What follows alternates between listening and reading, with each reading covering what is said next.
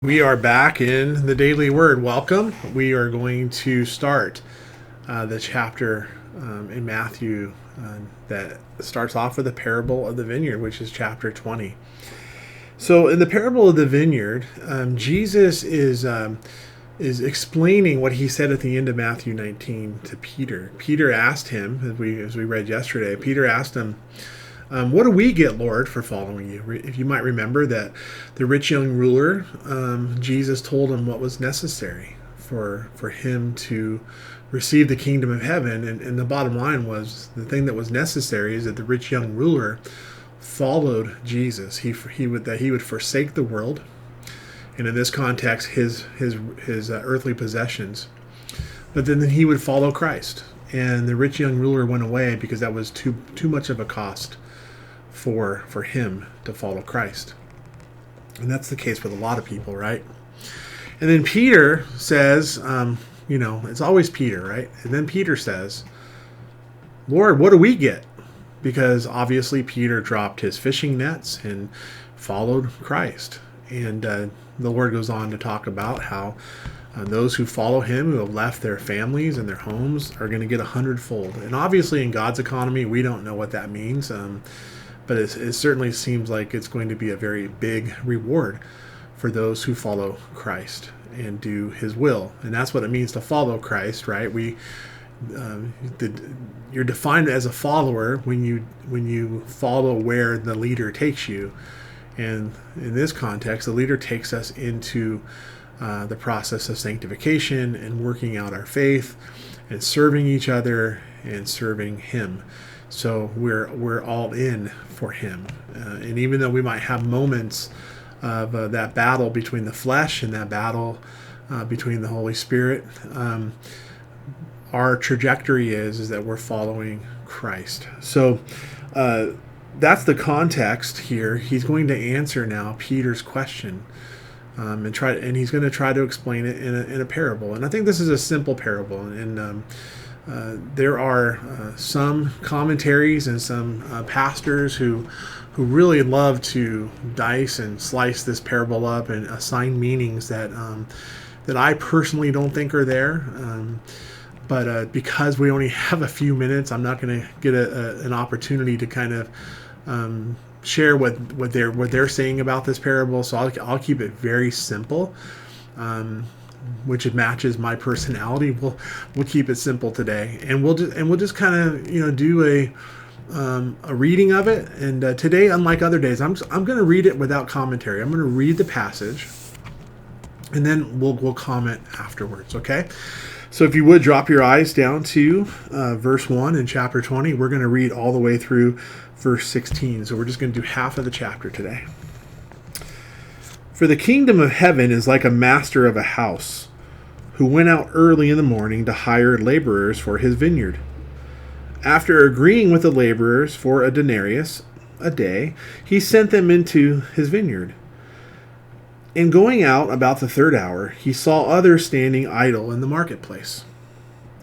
And to them he said, 'You, go into the vineyard too, and whatever is right I will give you.' So they went out.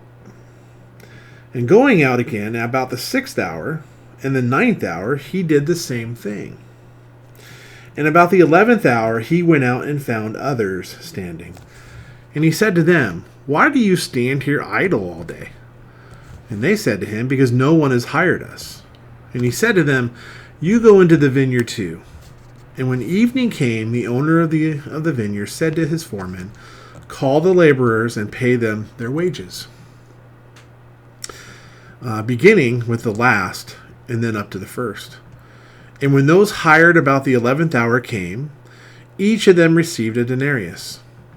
Now, when those hired first came, they thought that they would receive more. But each of them also received a denarius, because that was the agreed upon payment. And on receiving it, they grumbled at the master of the house, saying, 'These last worked only 1 hour, and you have made them equal to us. You have borne the burden of the day and the scorch.' And I'm sorry. Let me start over. 'These last worked only 1 hour, and you have made them equal to us, who have borne the burden of the day and the scorching heat.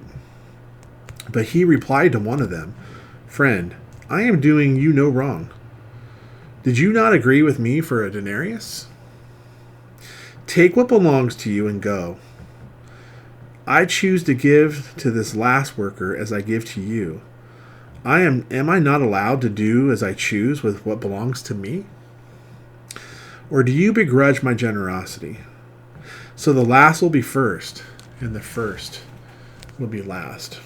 So God's economy is simple.